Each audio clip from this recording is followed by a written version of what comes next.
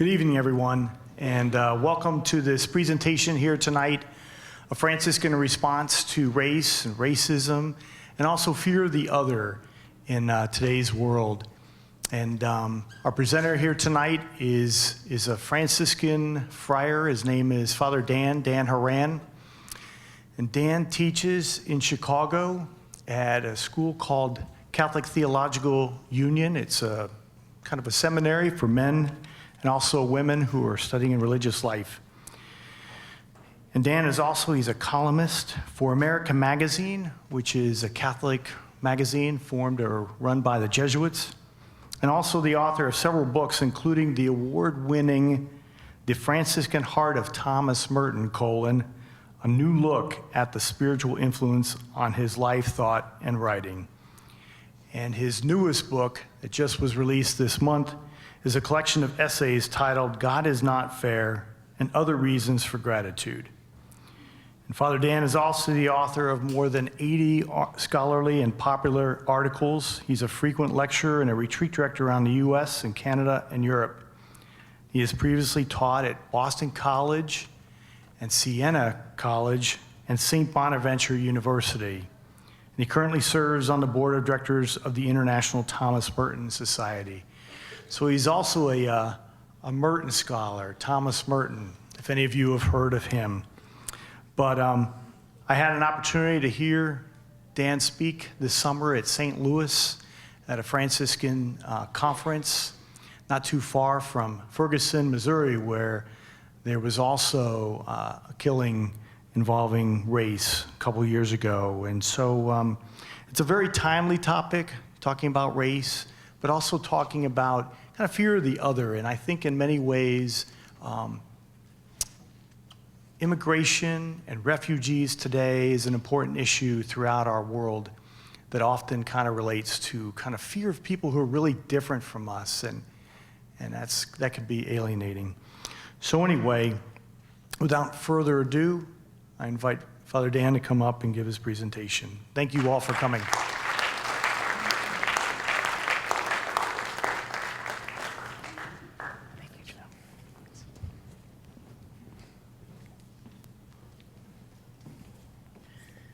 Good evening, everybody. Before I begin, I'd like to express a few things. Let me just turn that off. It sounds like there's a little bit of a feedback there. I'd like to express a few thanks first to Father Malachi and the whole community, all of you here, for welcoming me, to Father Joe and the Office of Mission for the invitation, as well as to Mr. Lou DeCerbo, who through his generous donation and gift to St. Francis University, has provided an opportunity for a number of gatherings and talks and lectures like this, awards to be given in recognition of the Franciscan values that your whole community represents. And so in a special way, I want to thank him for sponsoring this evening's talk and talks like this. So I want to say something that's maybe unexpected and atypical for a presentation at a college campus at a university like this, especially with an academic setting, a number of students here. You guys are used to being in class and everything can be very formal and the like, and you're used to speakers maybe coming in who speak very formally and authoritatively. And I want to begin by acknowledging something right off the bat. And that's what we're going to reflect on together, and what I'd like to discuss with you this evening is not easy. These are difficult topics, but they're important topics because they pertain to our life. They pertain to our culture, to our society, to our communities. They pertain to each of us, regardless of where we find ourselves, where our social locations are, where we identify ourselves and can be identified, sometimes against our will and according to factors and according to labels and descriptions not of our choice, but more on that shortly. So I want to acknowledge from the beginning that this may be difficult, and I ask your patience, and I also ask your openness and receptivity, that what I'm going to talk about, as it is difficult for many of us gathered here to hear, it's difficult for me to talk about too, because it involves me as much as it involves anybody else. I'll say more about that as we go.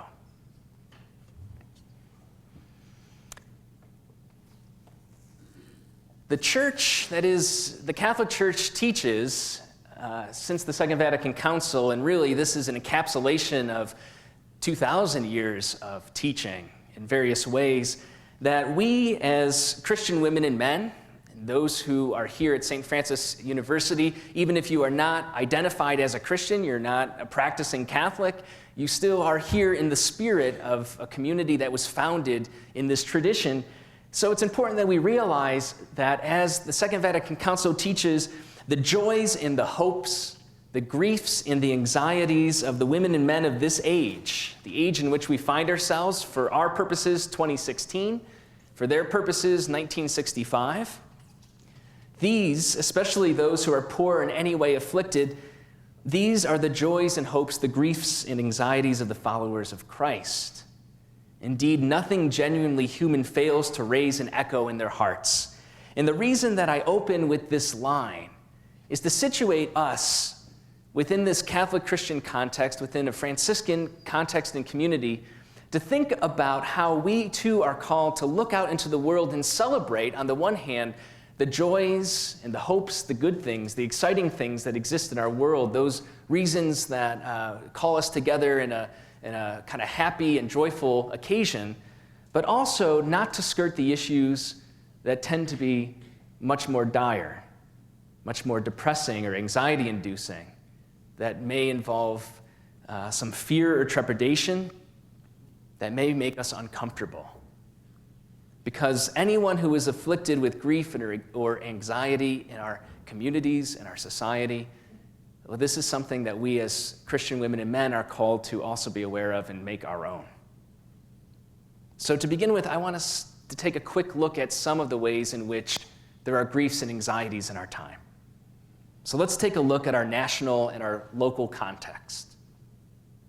Nationally, we hear, especially over the last 2 years, an increased racial, religious, cultural, ethnic, gendered, among other categories. We see a rise in tensions, a rise in violence, and certainly a rise in disturbing rhetoric.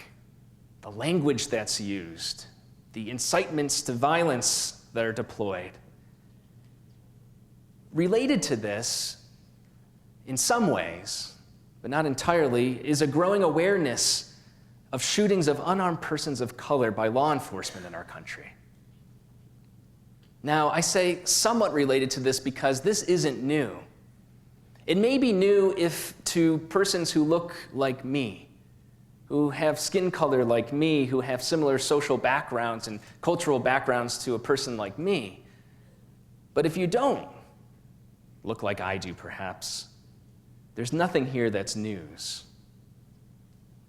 These photos may be familiar to you from the news, and it's more than just the story. These are the experiences and the tragedies that center around human lives that are taken all too quickly, too arbitrarily, it seems. On the left, we have a still image of an unarmed black man being shot in the back by a police officer in South Carolina last year. The photo on the right is from a dash cam taken shortly before a man was killed in Tulsa, Oklahoma earlier this month. Our local context. We don't live here in Loretto, in Tulsa, and we don't live in Charlotte, and we don't live in San Diego, and we don't live in Ferguson, and we don't live in a lot of other places, but here in our own backyard, we need to be mindful of situations and settings and environments in which injustice persists even if we don't see it. And it may not be as easily seen because we don't see, and thanks be to God, as many or as blatant instances of violence like this. But we should be mindful of the fact that there are people who experience discrimination and injustice and violence of other sorts, even if it's not always physical, in our midst. So I'll say more about that as we go on. Here's what I'd like to talk about tonight. Keeping in mind these griefs and anxieties of our age, I've mentioned a few of them, but there are sadly so many more. I'd like to look at two things with you, particularly from the vantage point of the Franciscan tradition. The first is what I'm calling renouncing power. And I want to talk specifically about how in the Franciscan spiritual and theological tradition we might address the reality of racism in our society. The second is what I'm calling embracing the, quote, other. Other is a complicated term. And we're not going to get too much into the question, but the question should be in your head, well, who gets to decide who the other is? That may become more apparent in a moment. But in this spirit, I'd like to take a look at how we might address xenophobia. And if you don't know what that word means, don't Google it. Keep your phones down. I'm just kidding. I'll tell you in a second. We'll look at this together. First, let's take a look at racism. And I want to say from the beginning, again, just reiterating that this is a difficult subject. And there are many obstacles at times that prevent people from talking honestly about the realities of our world and of our communities.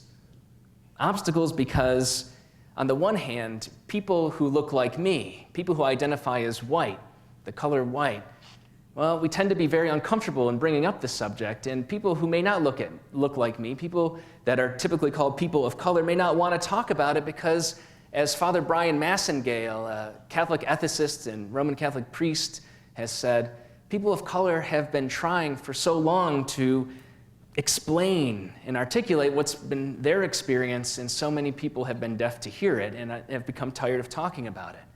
And so from both vantage points, perhaps, among many other vantage points, it's a difficult subject and there are obstacles. My hope is that as people in the Franciscan tradition, we might overcome some obstacles and start thinking and talking and engaging seriously on these realities. And to do so from the Franciscan tradition in the spirit of St. Francis and Clare of Assisi, we have to begin with the question of poverty. I know, that wasn't on the original slide. Wait a minute. Talking about racism, talking about xenophobia, you want to throw in another hot topic, poverty? Well, in order to understand anything to do with what it means to be Franciscan-hearted people, we have to talk about poverty and what it actually means. You know, I was giving a talk a couple years ago to another religious order, not Franciscans. And that should be the first clue. And they asked me to come and say, can you say a little bit about Franciscan spirituality? And I was there for about an hour, and I talked, and I gave a couple different reflections, and I talked about the tradition, and after that, it was time for Q&A, a conversation. And the superior of that religious community raised his hand. He was the first to talk, and he said, well, thank you, Father Dan. I heard you talk about all these things, but you never talked about poverty. I thought you would talk about poverty. You know, St. Francis of Assisi, he loved poverty so much. He loved being poor. Why didn't you talk about that? And I said, well, wait a minute. I did. But what do you mean by poverty? Did you listen to what I was saying? So when we say poverty, we have to be very particular about what we mean. There are a couple different ways that poverty gets used. There's a very common way, and there are other more qualified ways. I think, especially if English is your first language, sometimes you experience, like I do, the poverty, pun intended, of our words. You've heard, right? There are some indigenous peoples, particularly in the northern hemispheres, who have many, many words for snow, different kinds of snow, right? Textures of snow, weight of snow, and the like. In Greek, all of you Greek scholars, right, studying your New Testament and the like, there are many different words in Greek to describe love, different kinds of love. We in English, we have one word. I love God. Fact. I love my parents. Fact. I love cheese pizza. Fact. Now, obviously, I don't mean the same thing in all three of those uses, right? It's a poverty of language. Again, pun intended. We have to describe this word that has a variety of meanings with more specificity. Well, the same thing is true with poverty. When people hear the word poverty, it makes them uncomfortable, and with good reason, because the common sense understanding of poverty is this first kind of poverty, what we might call abject or material poverty. When we say this kind of poverty, what we mean is what we typically think of. People who do not have those things that are necessary for basic human flourishing. It's a lack. It's a lack of food, a lack of shelter, a lack of clothing, a lack of health care, a lack of love even. All those things you learn in your psychology and sociology classes that are necessary to flourish as a human being, if any of those are missing, That's what we're talking about when we're talking about material or abject poverty. Now, the problem is when we talk about poverty in the Franciscan tradition, spirituality, and we talk about gospel poverty in Jesus, Jesus said all this stuff about blessed are the poor and so on, and Francis of Assisi, like that other religious superior said to me, oh, Francis, he loved being poor. When we talk about Franciscan poverty, we're not talking about that first kind. If you look through the Bible, both the Hebrew Scriptures, what we call the Old Testament, and the Gospels, if you look at the experience of Francis of Assisi and his followers, nowhere do they hold up being poor in this way as a good thing. It's always decried as an evil. It's something to be fought against. It's to be protested. God wants those who experience that kind of lack of human flourishing to be saved from that, to be lifted from it. And it's the call of the community to do that. So when we talk about poverty in the Franciscan sense or in the gospel sense, we don't mean that. And we don't mean a romanticizing of that. Who can be the poorest of them all? Another kind of poverty is what I'll call spiritual poverty. And this kind of poverty is what I would call a misunderstanding or a misuse of one version of the Sermon on the Mount or the Sermon on the Plain. It comes from the 5th chapter of Matthew's Gospel, chapter 5, verse 3, for those of you who are keeping count. And in that version, Jesus says to his followers, blessed are the poor in... Oh, that's pretty good for 7 o'clock on a Thursday night. Yeah, poor in spirit. And so people over the years, over the centuries, have looked at that and said, oh, well, interesting, poor in spirit. I think what God really wants from me is not that I'm poor in material things. I can have all the money, all the property, all the many things that I want, and I can get them any way that I want and that I'm able to. I could, pay people very few wages. I can abuse and take advantage of people. I can own slaves. I can do all sorts of things and have lots and lots of stuff. Be very wealthy in the world. But as long as I'm in my heart spiritually poor, that's all God ever cares about. And one of the effects of so-called spiritual poverty, one of the downsides, is that it becomes a justification to live an unjust life, to perpetuate systems of injustice, and to use the gospel as an excuse for that. And when we talk about poverty in the Franciscan tradition, we're not talking about that kind of poverty either. Instead, we're talking about a third kind, evangelical poverty. It's just a fancy way of saying gospel poverty, the kind of poverty Jesus was all about. And what was Jesus all about? Gospel poverty, evangelical poverty, was never an end in itself. That's the problem with romanticizing abject or material poverty. Because we say, oh, if you have the least amount of things, if you starve yourself to death, well, that's a really good thing, and that's wrong. That seems to be an end in itself. In spiritual poverty, well, that's a self-justification at times, an excuse to do as I please, and that's not right either.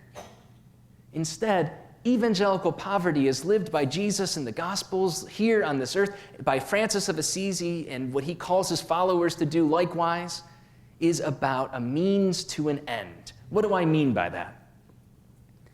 Evangelical poverty is the surrender or the divestment, the letting go of the things, the possessions, these things that get in the way of relationship to other people.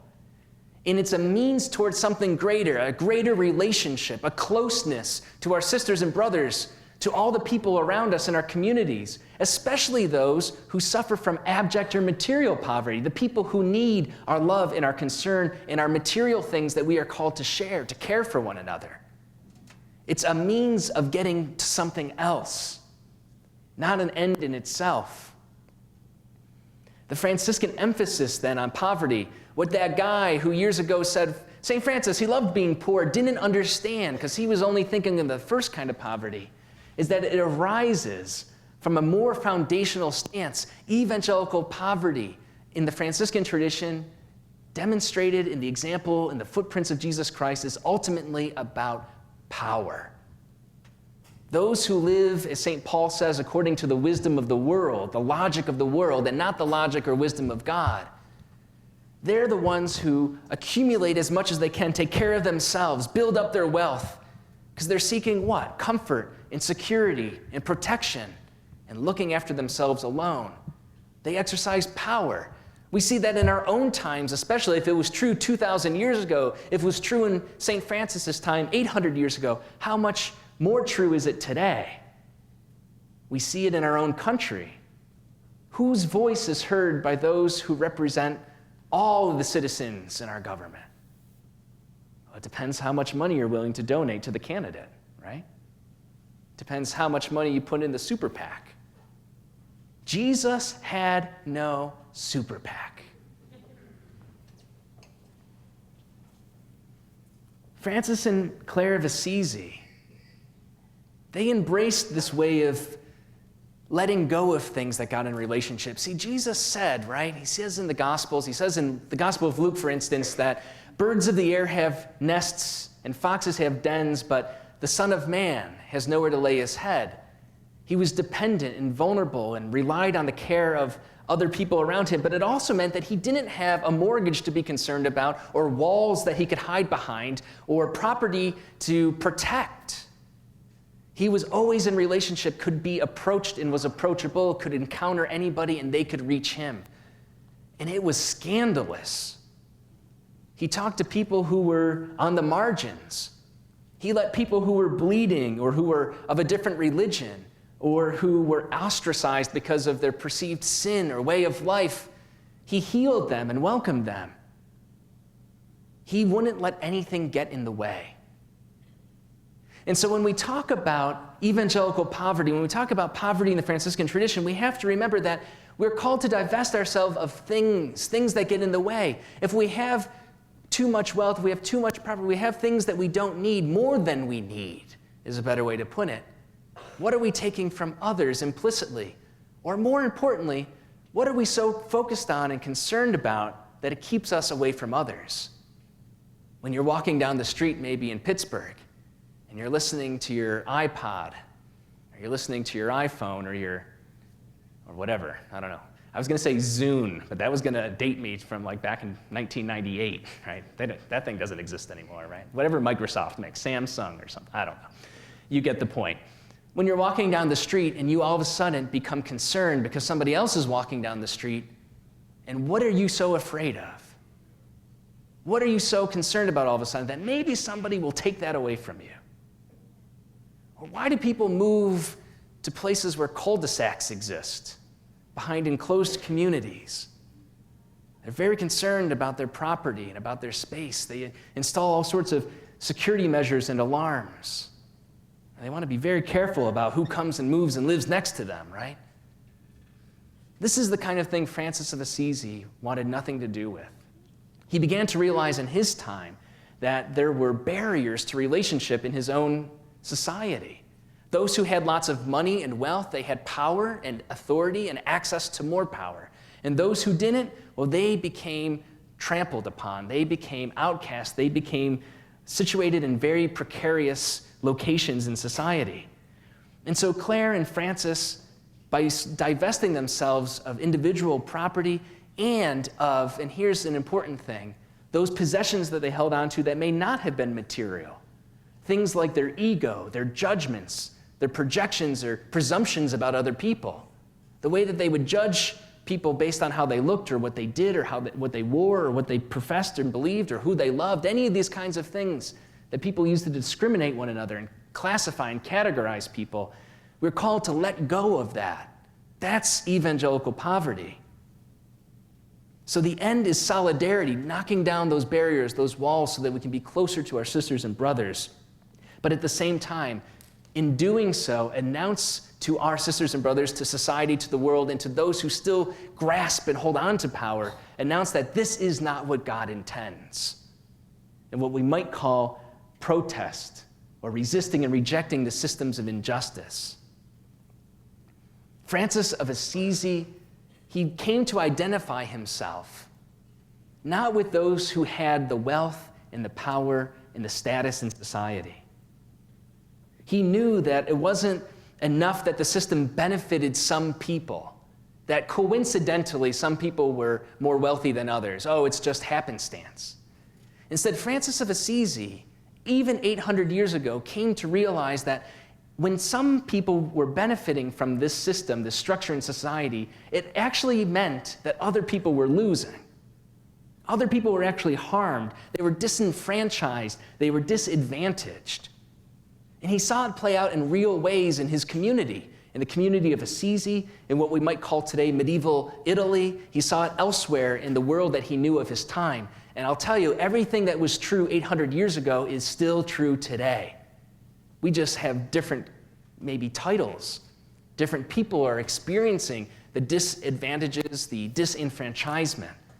For Francis of Assisi, it was lepers, and it was the materially poor. It was people of other religious traditions like Jewish women and men or Muslims. Francis lived at a time where a crusade, a battle that pitted all people who practiced a particular faith, in this case Islam, were considered the enemy. And yet he had a different view. Why? Because what governed his world, the lens through which he saw people in the situations of his time, were rooted in the gospel and in gospel poverty. Today we might call what Francis became aware of, in our modern language, class privilege. Francis of Assisi broke with his social class. He wasn't a noble person. He wasn't a sir, a knight. He wasn't a duke or a king or a prince.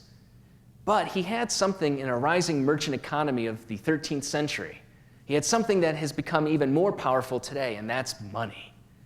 He grew up in a family of a wealthy cloth merchant.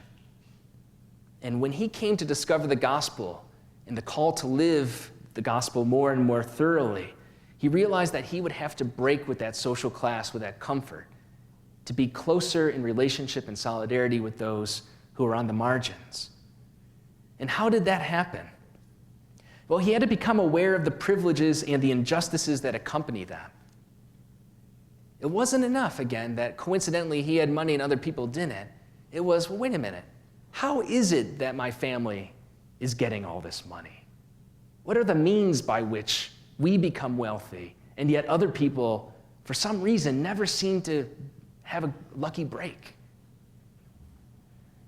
He had to also move closer in solidarity in terms of a Christian response. This was his call. The way that he saw and identified these injustices, he felt moved then to live in proximity, in accessibility to those who suffered. And what this meant ultimately is that he had to actually embrace risk. He had to embrace vulnerability. He had to embrace the precarious life that those on the margins experienced, those who suffered the consequences of his privilege. It was a two-sided coin.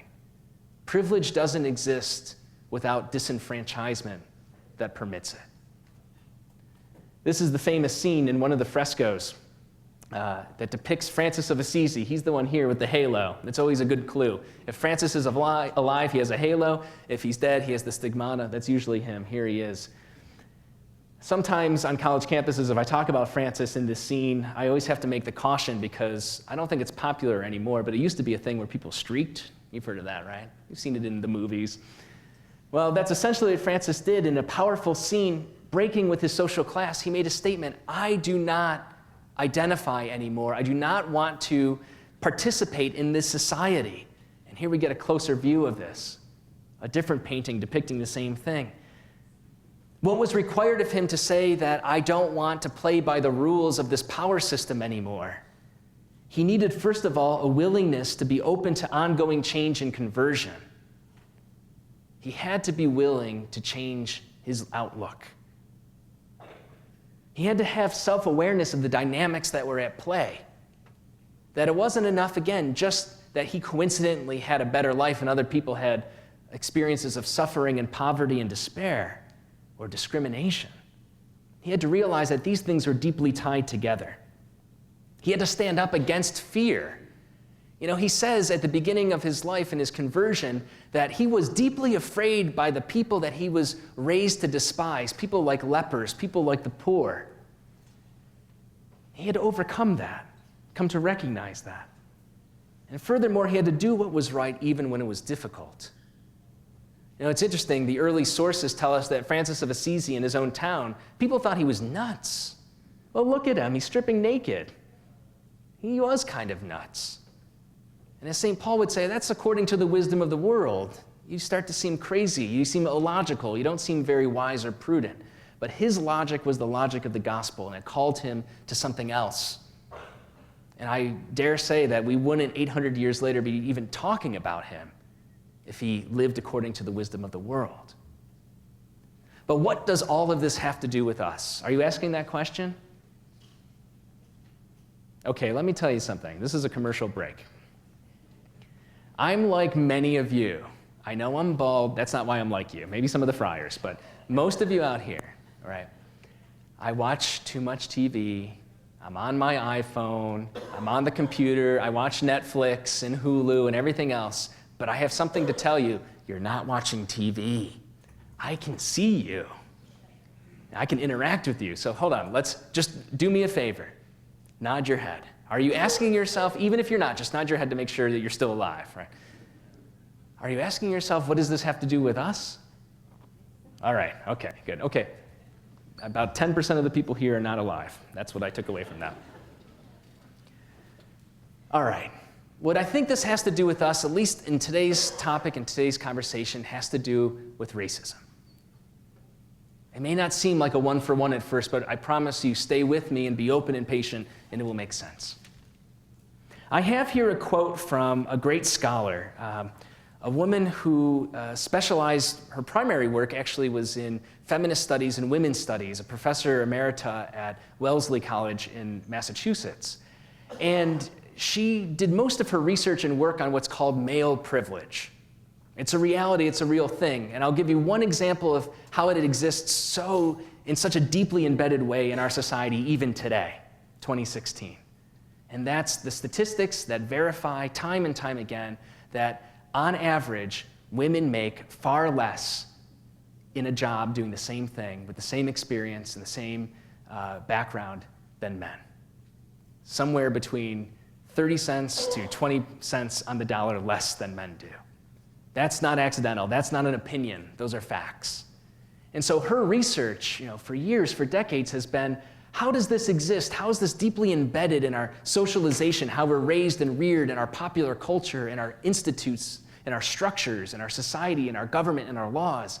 And she came to the realization once, and she takes this in a very personal way. She says, it occurred to me at one point in talking with my colleagues and with friends, women and men of color, that the same sort of dynamics that were at play in male privilege existed with race. And that I, as a white, educated woman, was benefiting in ways analogous to the ways that men benefit by large in society. Now, she said it wasn't something that I asked for. She didn't go down to the white privilege office and the Commonwealth of Pennsylvania and sign up for it. I'd like to sign up for this privilege. Here's your card, etc. But it was something that was always already present. And because it was always already present, it was deeply embedded in her reality and her day-to-day experience, she didn't see it. And the reason she didn't see it, like St. Francis at first didn't see the ways that he was privileged in his medieval society, was because he didn't experience its lack. Meanwhile, other people did. So she says, and this is very important, she says, I was raised, right? I was taught to see racism only in individual acts of meanness, not in invisible systems conferring dominance on my group. When we think of racism, we usually think of things and scenes like this. What Peggy McIntosh calls individual acts of meanness. Or we might even see them in institutional settings like this. A scarred and broken history of this country that has still never really been addressed. But that's still not what she's getting at. And oftentimes when we think about racism, we think about scenes like this. It's important for us here in our local context to realize that this isn't something in a far-off state. The Southern Poverty Law Center highlights 38 active hate groups in Pennsylvania. And 6 of those are within 90 minutes of this campus. So what is racism then? Well, racism then is a set of beliefs whereby we irrationally attach significance to something we call race. It's, in a sense, really arbitrary. The color of one's skin. But racism in America is much more complex than either a conscious conspiracy of the power elite, and that would be this, or the simple delusion of a few ignorant bigots. That might be this. Racism, it is part of our common historical experience, and therefore it's a part of our culture.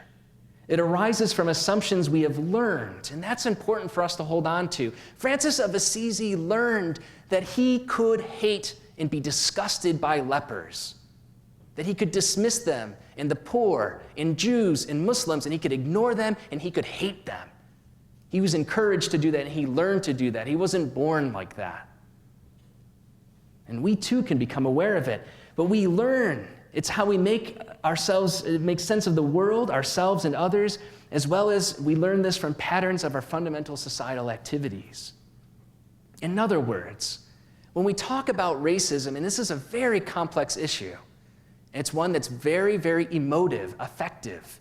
It makes people uncomfortable, and I want to acknowledge that. But still, nevertheless, we have to remember that it's not just individual acts. It is that, but it's more.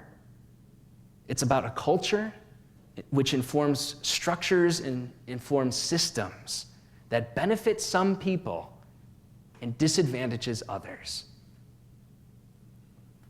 Father Brian Massengale, again, a professor of theological ethics, a Catholic priest who teaches at Marquette University, writes a lot about Catholic ethics and race. He says racism functions as an ethos, as a spirit, right? As a culture, as a pervasive symbol system of meaning, identity, and significance. So much significance, so much meaning is placed on this aspect, one aspect of many, of personhood. And he says that racism functions much more than as a set of discrete, consciously motivated acts. It's more than individual acts of meanness, as Peggy McIntosh put it. Racism, then, is one side and one part of what we might identify as the reality of white privilege in the US. And I bring this up not to chastise you. You got to remember how I look. I fit in alongside 82% of the undergraduate population at St. Francis University, and much of the state of Pennsylvania, and much of the state to the north, that great imperial state from which I come, New York. I grew up in central New York, and I went to school in a place not unlike St. Francis, at St. Bonaventure University. Go Bonnies. We'll play you in a couple months in basketball. So, all right. Okay, moving on. That's good. I'm like, he talked about a lot of difficult things that night, but it was really when he said go Bonnies that I got most upset. You don't talk about D1 basketball at St. Francis. So, I'm very familiar and aware of this. It makes people uncomfortable. But nevertheless, we have to acknowledge that this is a reality, and this is how we can come to see it. And I'll give you some signs that might help us to be aware of it. Racism at its core is a set of meanings and values that informs the American way of life. It's so true, and it'll become clearer in a moment, I promise you. Father Massengale says it is a way of understanding and interpreting skin color differences so that white Americans enjoy a privileged social status with access to advantages and benefits, and this is important, to the detriment, disadvantage, and burden of persons of color. And you may say to yourself, if you look like me, you're part of the 82% crowd, you may say, well, wait a minute, what are my advantages? Where are these checks in the mail I keep expecting? Just stay tuned and be patient. We'll get to that. They're happening, but they're invisible. I'll give you one example from about 11 years ago. And we're just, I think, coming up, or just moved past, actually, the anniversary of this. How many people remember Hurricane Katrina in New Orleans? Okay, so more people have woken up. That's good. All right. Maybe I need hand raising instead of head nodding. That's it. Well, there's a classic example that is pointed to that highlights exactly the subtlety, the way in which white privilege and the way that systemic or cultural racism exists in our society but isn't typically thought of. We're not aware of it. And one of the ways we're not aware of it is the use of language, the way that we associate race and skin color with the language that we use to describe. And here's an example. The text is a little small, so I'll read it to you. Here are two photos from the wire services, the Associated Press and the AFP. They were released on the wire at the same time. You can see it's the same setting. It was actually the same location. And the top photo features a person of color, a young man. And the description here reads, a young man walks through chest-deep floodwater after, quote, looting a grocery store in New Orleans on Tuesday, August 30th, 2005. He was looting a grocery store. Around the same time, on the same day, near the same place, two white people carrying similar bags of things from a similar store, if not the same. Their photo caption reads, two residents wade through chest-deep water after finding bread and soda from a local grocery store after Hurricane Katrina, et cetera, et cetera. On the one hand, what about this? I don't think the photographers or the journalists or any of those involved, the editors that were tied to these organizations, were conscious of the language that they were using, but they were using language, particular language that was associated with what was different. What is different about these two pictures? The only difference, in fact, actually, is the color of somebody's skin. Finding versus looting. This is an example of a privilege, a presumption. When somebody sees somebody do something, sometimes, because of cultural influences and the way that structural racism exists in our culture, interpretation is one thing. But if somebody else of a different skin color does something exactly in the same way, maybe even in the same place, it's a very different interpretation. There's a reason why we're becoming more and more conscious of, particularly young men, but men and women of color who are treated very, very differently by law enforcement than white people. And it's not some sort of grand conspiracy necessarily, but rather it's this kind of thing, like these photographers. It's so subtle, it's so ingrained. It's like Francis of Assisi looking at a leper before he became aware of what God was calling him to, that Christ said, this is not how we are to live, that he had the right, he was socialized to hate and despise and to discriminate against people. This is Professor Peggy McIntosh, who gave us that earlier quote.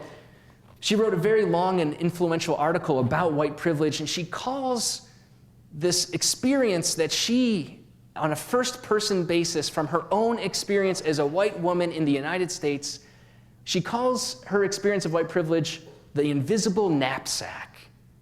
It's like, because of the color of her skin when she was born, she was given a kind of like a care package, a backpack that was filled with privileges that she didn't even know. It was invisible. She didn't know she had it. But something about the way people interacted in society reaffirmed time and again that this was a reality.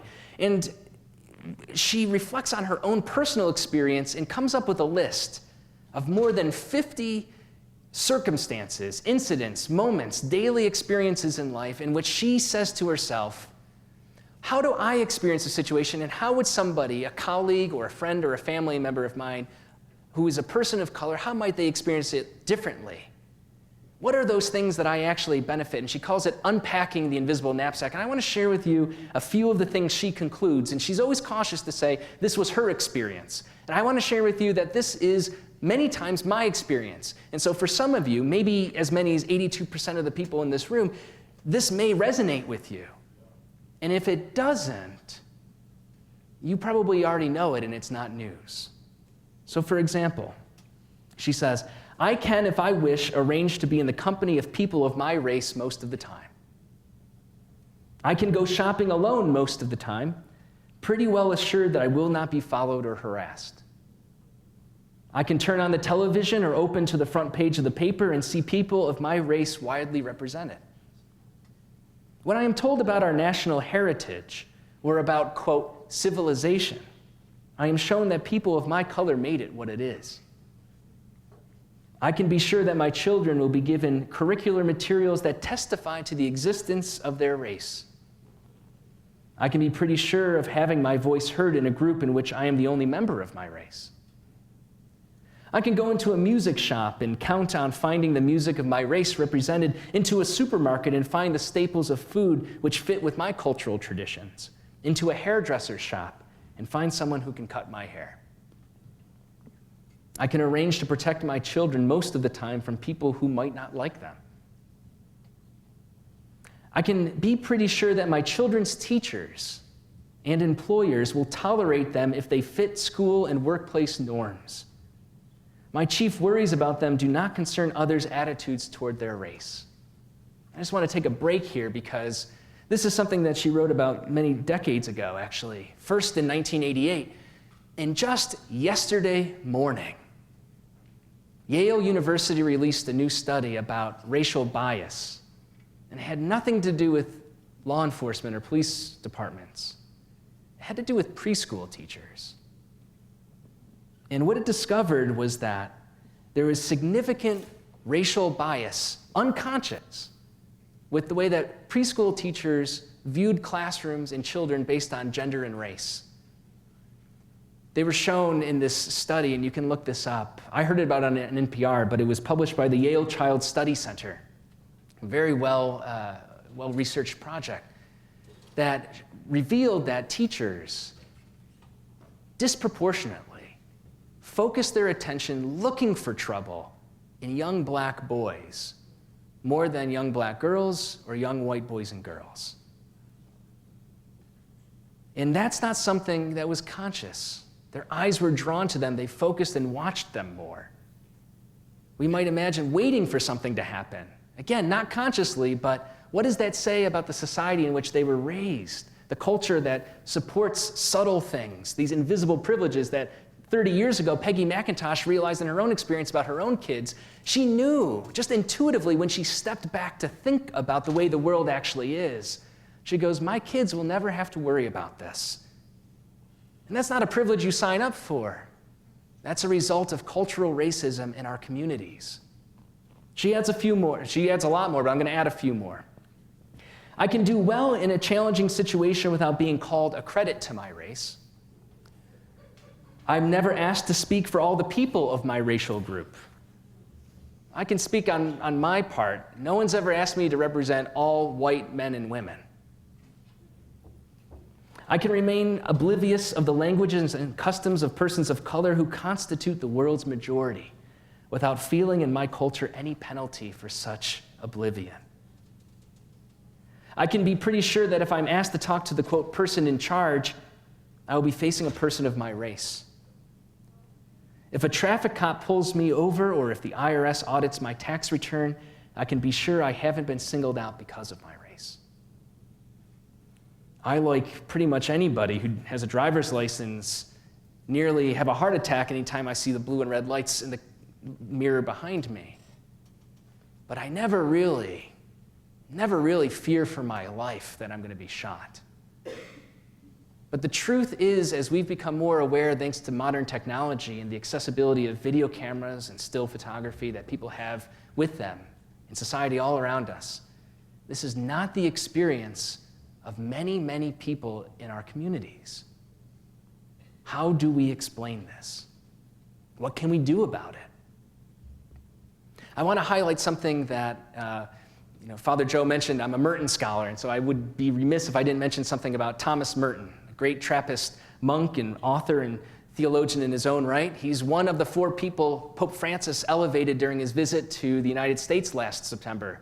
He said, Abraham Lincoln, Martin Luther King Jr., Dorothy Day, and Thomas Merton, exemplars of American Catholicism and Christianity, especially in the case of MLK and Lincoln. He died in 1968, and in the late 50s and early 60s became very aware of the civil rights movements that were arising. He became very aware of violence at home and abroad, including the emergence of the Vietnam War. And he became very conscious of the ways that injustice was perpetuated, not just, as Peggy McIntosh put it so aptly, not just in individual acts of meanness, but in whole kind of structures and systems that were unjust, that seemed to be ordinary and okay, and nothing is out of place here. He addresses the question of racism, and he calls it a white problem. It is a problem, he says, of privilege and of supremacy, of systemic injustice and unacknowledged complicity. And this is the hard part. This is what makes people who look like me uncomfortable. Wait a minute, I didn't do anything wrong. I didn't burn any crosses. I didn't shoot anybody. I don't even use the N-word or any other of insulting words that have to do with ethnicity or race. But if we're unaware of it, if we keep going about our business willfully ignorant, well, then we're complicit in this. It's unacknowledged. And Merton says that as long then as white people continue this and maintain the status quo and do not relinquish white privilege, which is not as easily done as said, but the first step is becoming aware of it, like Peggy McIntosh, seeing the ways in which things are very different in my experience than they are from somebody else's experience. And I never really thought about their experience before. He says, unless that begins to happen, there will be no change. Injustice will persist and violence will follow. He says, to begin real change, white people must turn to their black sisters and brothers and truly, and this is so important, listen. The title of his he calls it an essay, but it's 77 pages long. It's called Letters to a White Liberal, and the reason he titles this is because during the civil rights movement, there were a lot of white men and women, well-intentioned, good people from the North who were coming down to march with Martin Luther King and with other activists and really intended to do good things. But Merton realized something. Here's a Catholic priest who was in his faith and in the gospel lens realized something. He realized unless you're willing to listen and not just come down and tell your black sisters and brothers what to do. Well, what you got to do is this, and this is what you got to do, and set the terms yourself. Unless you actually shut up and listen, nothing's going to change. He says we need to listen to the experience, to the wisdom, and the truth, instead of some benevolent, what he calls white liberalism, some sort of benevolent action. And I want to share with you just a paragraph that's very, I think, prophetic. He wrote this back in the 60s, and he said he's answering this question rhetorically, why isn't there change? He says, the problem is this. Why isn't there change in terms of these structures of injustice? He says, if the African American, and he's kind of making a generalization here, again, he's a man of the 60s, if the African American, as he actually is, and he says not the ideal or theoretical African American that the people in the suburbs of Chicago or Boston or New York want people to be, black women and men created in their own image and likeness, but people as they actually are. Or even some educated and cultured African Americans of a small minority according to this white vision. He says, if African Americans enter wholly into white society, then that society is going to be radically changed. This, of course, is what he calls the white South is very well aware of. He says that's why the meanness, the individual acts of meanness, the discrimination, the violence that arises out of explicit individual acts of racism is so apparent. And we don't have to just talk about the southern US. It exists even in our own backyard here in Pennsylvania. But what he's talking about is they get it, and they're not kidding themselves.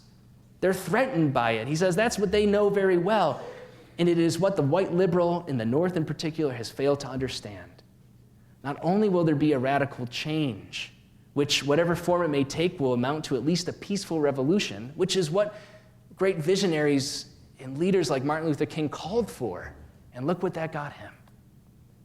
Not only will it at least be a peaceful revolution, but also there will be enormous difficulties and sacrifices demanded of everyone, especially the whites. And that's the key. The key Thomas Merton is getting at is that things will have to change, and you'll have to welcome that. That's what it means to let go of the privilege, become aware of it. And what we saw in the 60s, and especially in the Midwest where I live in Chicago, what's called the Second Great Migration, first after slavery, then after Jim Crow, when women and men of color, particularly black women and men from the South, moved up north. Well, maybe there weren't Jim Crow laws on the books in Chicago and in Detroit and New York and in Boston, but there were all sorts of subtle complicity that was going on. Who was allowed to buy a home where and to live where and what schools they can go to. They did not want to change, did not want to give anything up. So what is our response? We have an obligation, I think, as Franciscan women and men, Franciscan-hearted women and men at St. Francis University, students and faculty and community members and staff. We're called, regardless of wherever our social location is, But especially if you're like me and the 82% here, we're called to open our eyes and our minds and our hearts to see the world as it really is, because our sisters and brothers of color, they see it every day. We have to listen to one another's experiences and avoid the fear of addressing the injustice in the world around us. It's scary. It's scary to accept this reality, and it's easier to go about living in our own cul-de-sacs and in our own worlds, comfortable and safe from anything that's not usual or familiar to us. And it should lead us, like it did with Francis and Clare of Assisi, with the people of their time, those who are considered outcast or to be looked down upon or to be discriminated against. It should lead us to solidarity and protest, all of us. It's a challenge to our vocation as Franciscans and Franciscan graduates and soon-to-be graduates and one-day graduates, and it varies depending on our social location. But nevertheless, we are called to stand up against injustice like Francis and Clare, and to renounce power structures that perpetuate these injustices. It begins by becoming aware, unpacking that invisible knapsack, especially if you look like me. Now, let me say a little bit about xenophobia. It's a great GRE word for those of you, or LSAT, if you're going to law school. In the case of Francis of Assisi, his whole experience, as I said earlier, began with a leper. It began with somebody who was misunderstood in his time. On one hand, this is a very beautiful painting. On the other hand, that's not what lepers look like. That guy looks like an Armani model who got hired to play a leper in this photo shoot. I don't think so. Because Francis says himself that the Lord gave me, Brother Francis, thus to begin doing penance in this way. He began his religious life of living the gospel this way. For when I was in sin, it seemed too bitter for me to see lepers. He didn't even want to look at these people. But then he says, the Lord himself led me among them, and I showed mercy to them. And when I left them what had seemed bitter, what I was raised with to consider to be abhorrent and disgusting, and I didn't want to deal with, all of a sudden it became sweetness of soul and body. And afterwards, I delayed a little and left the world.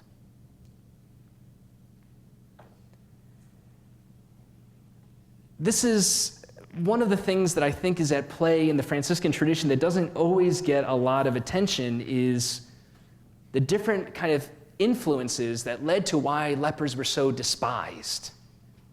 Why did Francis feel that it was too bitter even to look at these other human beings, to even acknowledge that they were human? Why?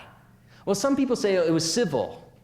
Well, there were laws on the books, it was the 13th century. People didn't know anything about disease, and these people were sick, and so we better just kick them out of our communities. And so that's the law. It's the way it is. The mayor and the local Congress or something decided it, and it's a civil law. And it's partially true. And some people say, well, maybe it was cultural. And it was a cultural rule that, much like the way that in our major cities, you see the way that society treats homeless men and women, regardless of their race or ethnicity. They're just ignored and walked over and forgotten about. The same thing is true in rural parts of our country as well, right? They're entirely forgotten without even the resources to beg. So maybe it was just a cultural presupposition that he had, and that's partially true as well. But what a lot of people don't realize is that it was a church rule, too. This scene here comes from a manuscript in the Middle Ages, and this, I don't know what this long blonde hair is, that must have been the style of bishops back in the day. He's wearing a mitre. This is a bishop, and these three characters here with these dots on their face that look like chicken pox are representing lepers. And what this scene depicts is the ecclesiastical rite, R-I-T-E, the ritual for casting out lepers outside of society, outside of the community. And the ritual, the ceremony, the religious ceremony that was used to cast these women and men out was modeled after the funeral liturgy. They were to be treated as if already dead. This is what Francis grew up in. He was used to this. And so here's an interesting thing. Sometimes you hear about Francis of Assisi, right? And some people, maybe even around here, we love him. You have to, it's required, or else you don't graduate.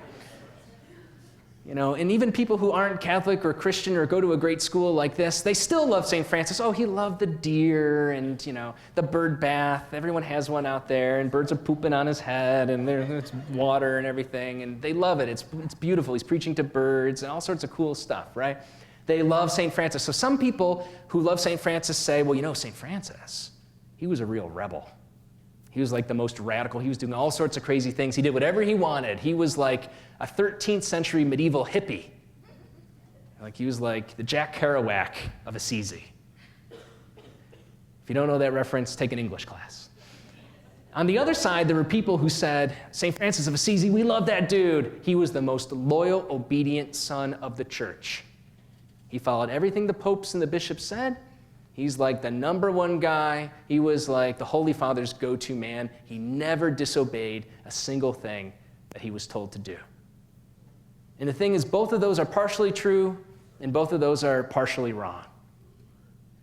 Francis of Assisi was a loyal son of the church, but he also was somebody who lived the gospel. Remember that evangelical poverty? He wouldn't subscribe to the power systems of the world that discriminated against people both civilly and culturally, but he also would have none of it when it came to the church.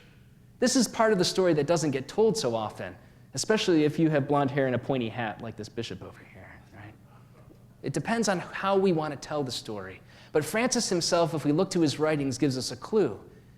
His rule, his way of life for those friars and sisters who would follow him, those lay women and men too, is, at least in the first order, he says, I vow obedience to Pope Honorius III, who was the Pope at the time, and all his legitimate successors. So indeed, he was a loyal son of the church. But before he promises obedience to the Pope, the very first line is, the way and life of this rule is the following, to live the holy gospel of our Lord Jesus Christ. So whenever there was a seeming conflict between something that somebody was telling him in ecclesiastical authority or a rule of the church that seemed to go against the gospel literally and in action came first. So we could say that when he embraced the leper, when he went out of the safety zone, out of his comfort zone, it wasn't just a cultural thing he overcame or a civil law that he broke and could have gotten fined for. He was doing what we might call ecclesiastical disobedience. It was an unjust law, the way that the church discriminated against people who were suffering from this disease and were discriminated because of it and were left outside of society to rot and to be ignored. That was wrong. Another example of that is what happened in 1219, in April of 1219 in Damietta, Egypt. This is when Francis of Assisi and a companion, you've probably heard this story before, crossed over the battle lines in the Fifth Crusade and engaged in what appears to be, at least from several different sources, both on the side of the Muslim community of the time, as well as secondary and third sources of the Franciscan tradition in the Christian community, verify that they were together for maybe as many as 2 or 3 weeks, engaging in conversations about religion and about society and so on, in peaceful ways. And how do we know that Francis was peaceful and embracing and kind? Because he walked away to tell the story. Everybody else who showed up there, who were Christians, who wanted to talk, they came there to quote-unquote convert the Sultan, to convert all these Muslim women and men, to save souls, quote-unquote. And usually, after a while, they would try to do this by offending people in their religious tradition, in their sacred texts, and their beliefs, to the point where they ended up, we need to shut these people up, and they got martyred, right? They got killed. Well, Francis and his companion walked home. But his walking there was another form of ecclesiastical disobedience. In 1213, Innocent III, he looks so happy, doesn't he? Pope Innocent III writes an encyclical letter called Quia Maior, and he calls for the Fifth Crusade. And in this encyclical, he calls for all of Christendom, all of what is Western Europe, all Christian women and men to either support financially and by prayer the Crusades, or if they're able, particularly if they're young men, to physically fight in the Crusades, to go down to the Holy Land, to retake it from Muslim women and men who lived in that area. In fact, it compelled Christians to liberate fellow Christians from the Holy Land, and this is a direct quote from the encyclical, quote, who are being held in the hands of the perfidious Saracens in dire imprisonment and are weighed down by the yoke of most severe slavery. And in another text, he refers to them as sacrilegious disciples of the Antichrist. some strong language. Maybe he could run for president. Very dehumanizing language, very anti-human language.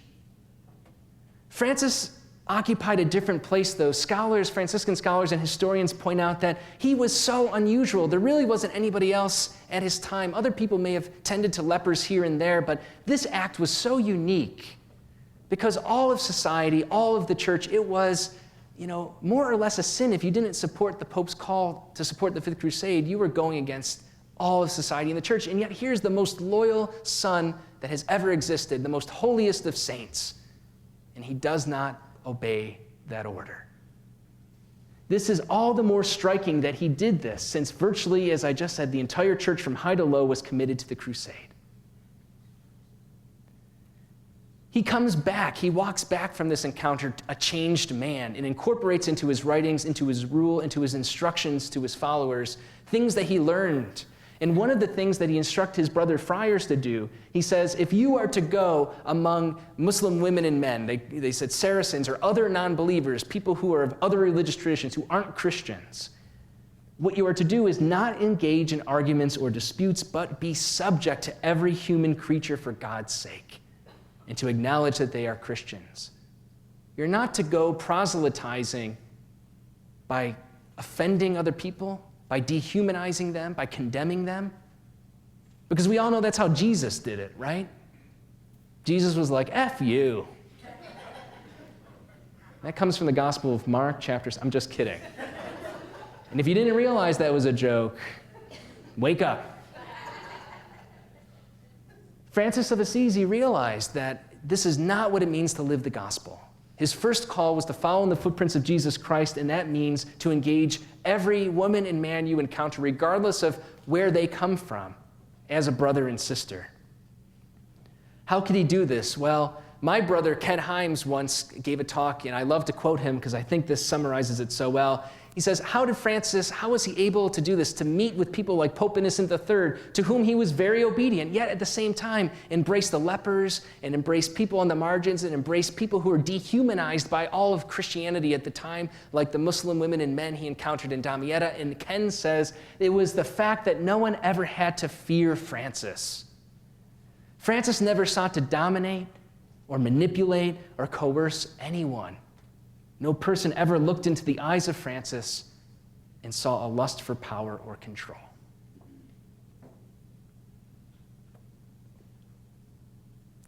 Mercy and minority, then, these were things that guided Francis's whole way of vision. It ties in with this year of mercy. And I can go into more detail about where else this appears, but I want to get to this because I'm running over time here and just wrap this up with, again, the question, and I won't ask you to nod your heads because I know how tired you are and that takes a lot of energy. But the question should be in your mind, what about us? What does this story tell us? What does our Franciscan tradition tell us? What is it when we talk about St. Francis University, our very namesake, the reason that we're here, studying at this particular institution with this great, great, tremendous, and inspiring tradition? What does this have to say to us? And I think what it says to us is we have to take seriously the position of vulnerability that Francis models for us. I mean, seriously. It's hard to talk and to hear about the things that we're talking about tonight. That requires a certain vulnerability and a certain patience and a certain openness. But we can't just stop there. It's the first step to something. And what is it too? It's to risk to face the social, the cultural, the familial. What is it like when we go home at Thanksgiving and we take seriously the example of Francis of Assisi and we start to hear our family members, our relatives talking about men and women in this country or in this world, in our community, or even in our families that doesn't align with that gospel vision? As well as civil and ecclesiastical pressures. There are so many pressures to just be quiet, to let things go, to keep the status quo, especially if things are going okay for you already. There's no immediate, threat to you as a person.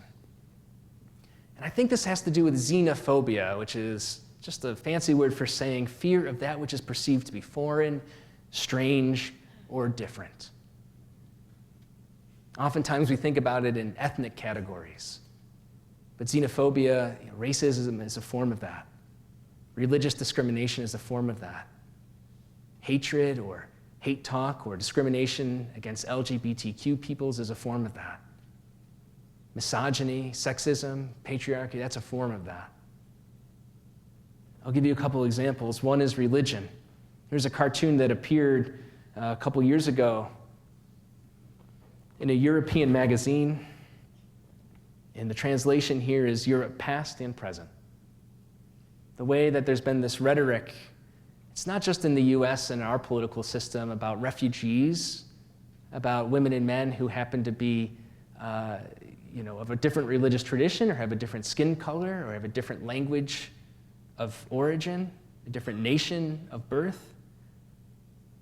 The same kind of rhetoric, and it's not at all an exaggeration. If we were to go back in time in the 30s and 40s, it would fit in a very similar circumstance.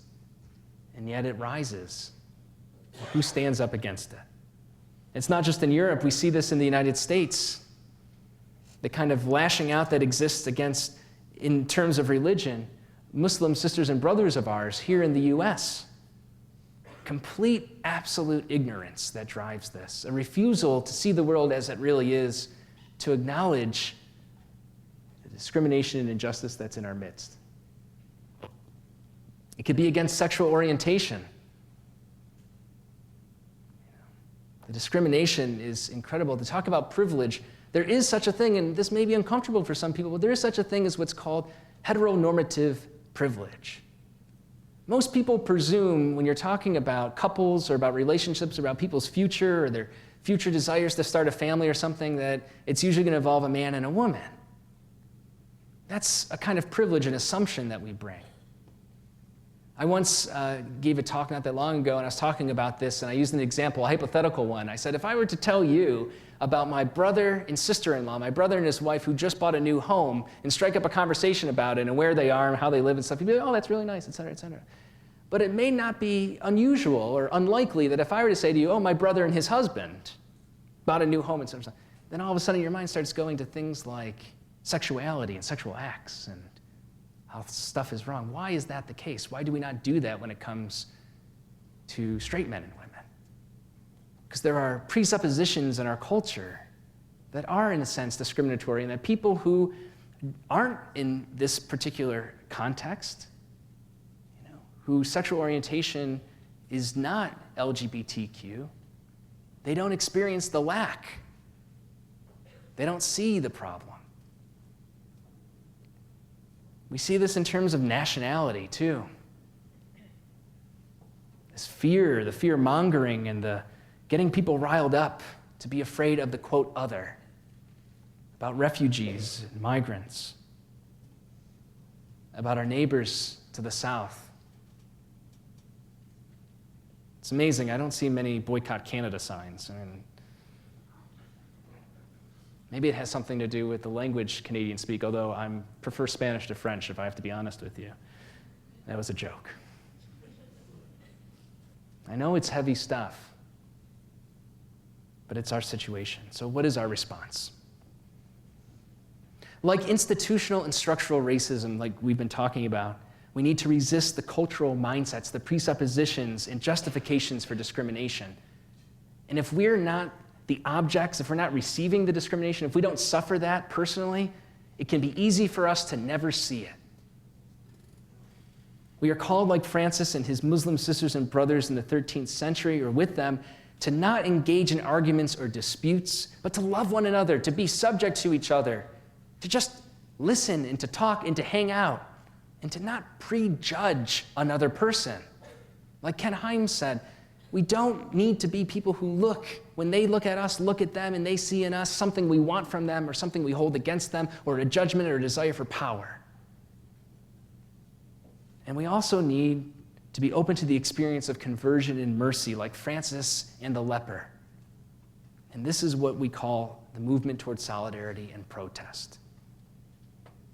It's not easy, but I think this is what we're called to do as Franciscan women and men, Franciscan-hearted women and men who are here and so privileged to be part of an institution like St. Francis University.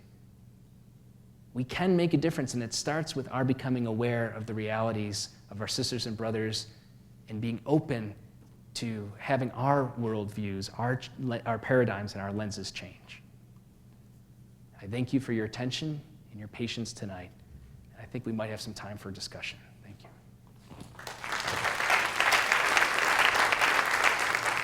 I just want to thank you. As a woman of color, I consider it my mission to demonstrate appreciation and solidarity with my allies. So I appreciate you for standing in that space and standing there with conviction and strength. That is hugely validating for me and empowers my voice. I appreciate that. Thank you.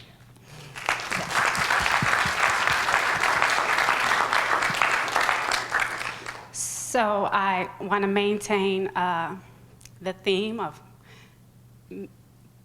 freedom with lack of comfort and do something that might be a little bit uncomfortable, is uncomfortable for me. But I just want to challenge you and challenge us as a body to recognize that we have to consider our actions separate from our intentions. And that even though we may mean well and mean to be in a growth mindset, that we cannot discount the fact that our individual actions maintain these systems of inequity and structural oppression. And so, even when we're stretching towards solidarity and willing to engage in protest, we are all socialized as white supremacists, and we are all of the seeds of our humanity are being grown in this kind of toxic soil that has a historic legacy in white supremacy. And that impacts our individual actions. And so I'm just asking everyone to consider that, in fact, the things that you do daily and the ways that you interact, when you fail to redirect a colleague who expresses some sexism or racism or misogyny, you are, in fact, oppressing me. If you're not actively fighting against my oppression, then you're complicit in it. That's right. And that's our shared reality. All right, so I'm uncomfortable. I hope I've made everyone else equally uncomfortable. Thank you. Yeah. God bless us. Thank you.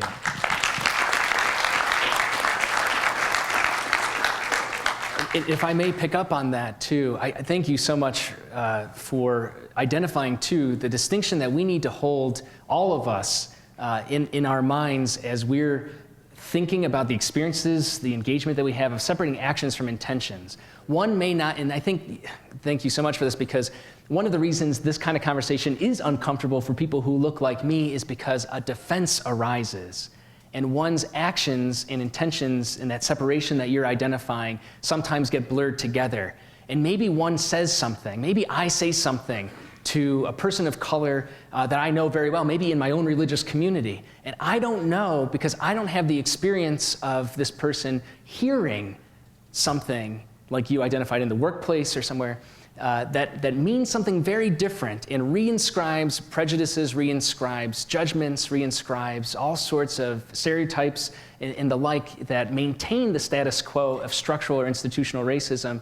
And if they call me on that, anybody who finds themselves in this situation per your invitation to us, need to be open and receptive to that kind of what we would call fraternal or sororal correction as brothers and sisters. It would be like having a piece of lettuce in your tooth and somebody saying, sometimes you really do want somebody to point that out. Even if it's embarrassing and awkward, the key for us in these situations is not to mistake, as you're saying so well, that this is one and the same, that in some way that a person you're having a conversation with or that you hear among other colleagues of yours, that you're accusing them of intentional racism, those specific acts of meanness. Because it's something that's socialized, it's something that's deeply ingrained, and it's ingrained not only in people who identify as white like myself, but also women and men of color. It's so part of our society. It's not in us versus them in any context, in any frame. It's in all of us together, and it's part of the ethos, as Father Massengale said. It's in our air. So this is not, and I thank you for this, it's not an indictment saying, well, you're a racist and you're a racist. That doesn't help.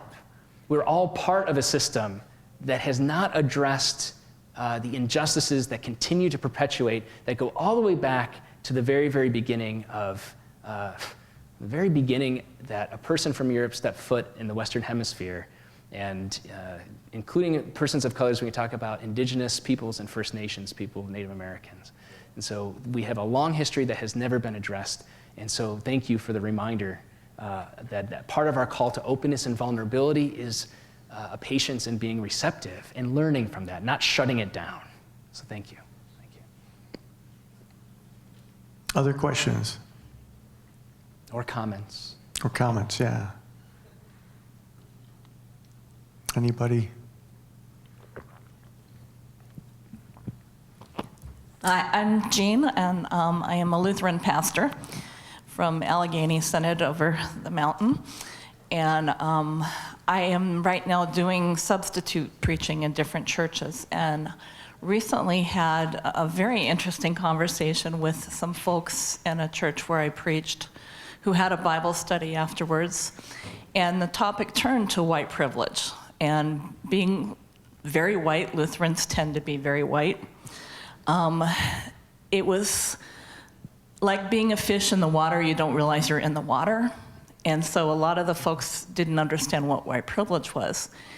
And so we opened that discussion. I had earlier been to hear Peggy speak, and was very impressed with the things she had to say.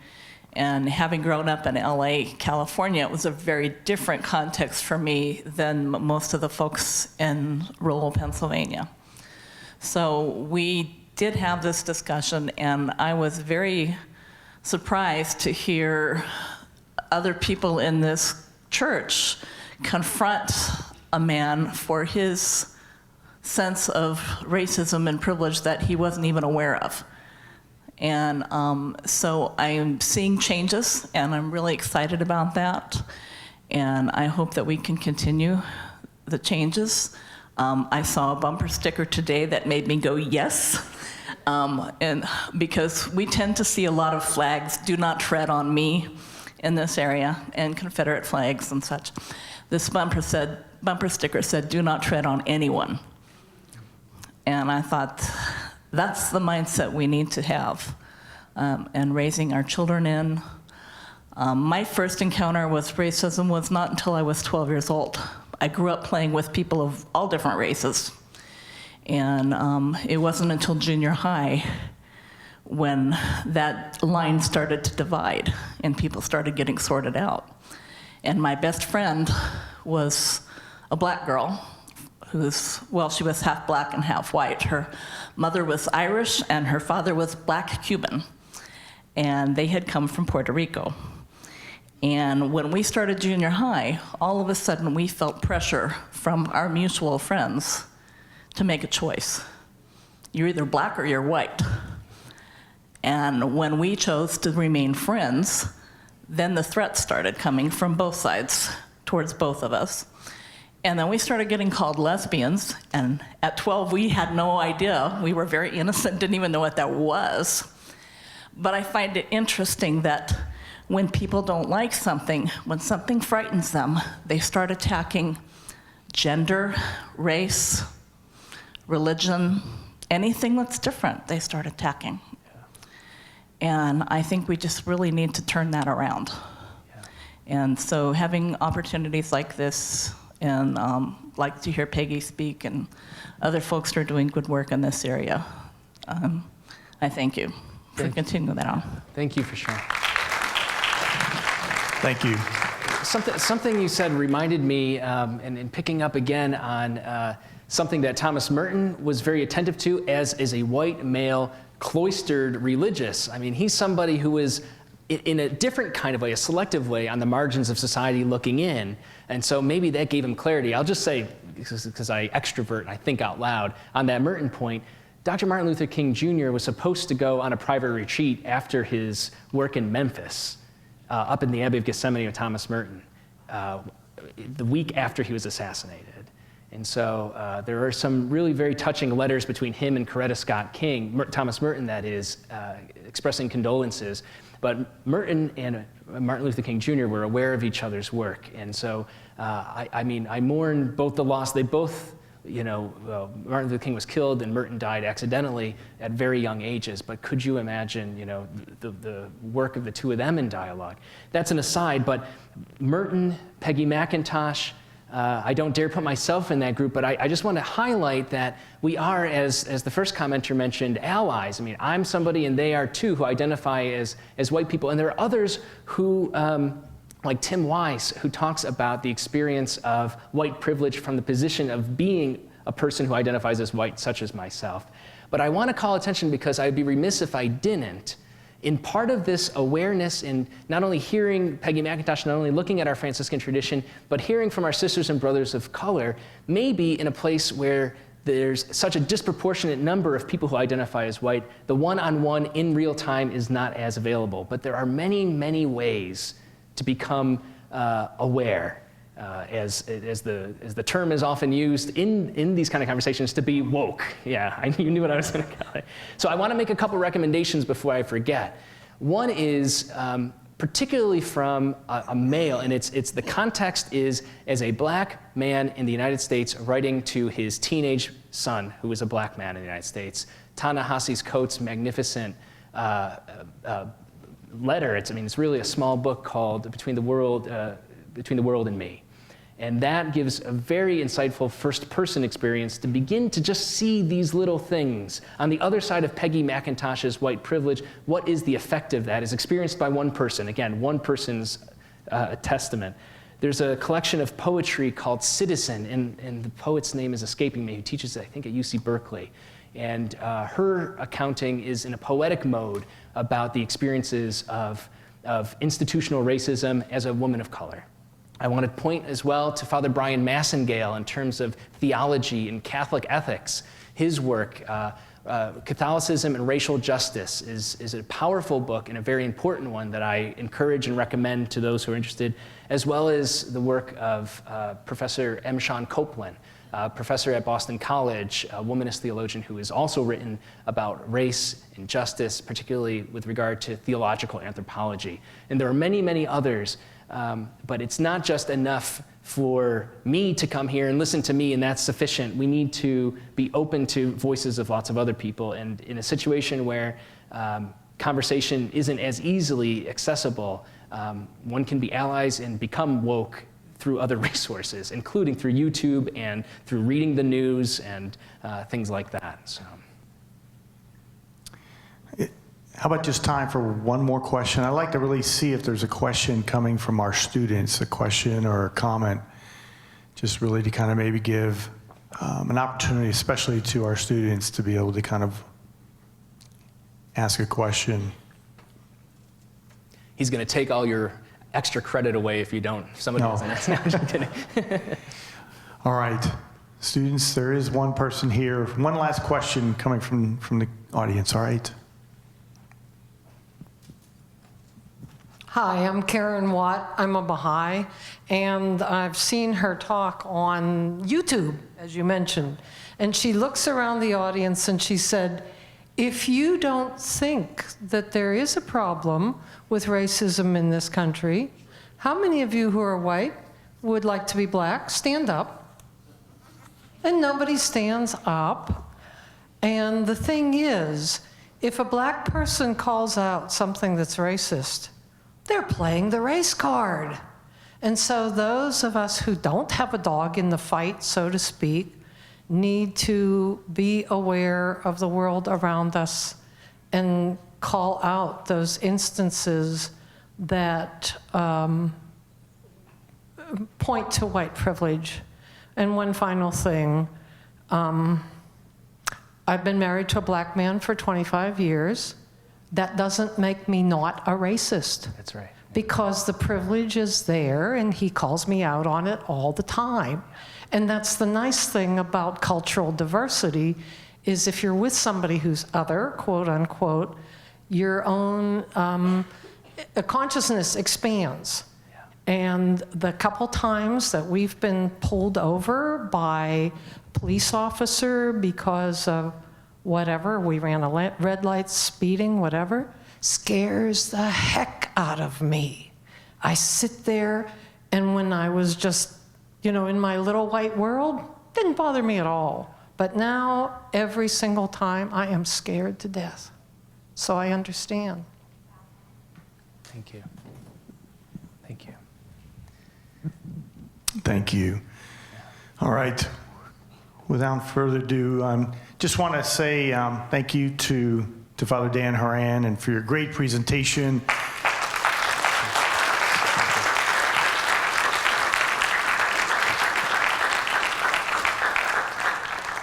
Dan has a great way of kind of really connecting the Franciscan tradition with current issues here today, and you see the relevance, across the centuries and what, religious traditions have to say about many issues here today. So I want to just say again, thank you to Father Dan for this great presentation, and also, again, kind of acknowledgement for the endowment, the Father Gabriel Zeiss Endowment for Franciscan Studies and Catholic Theology that has sponsored this and being endowed by Lou DeCerbo.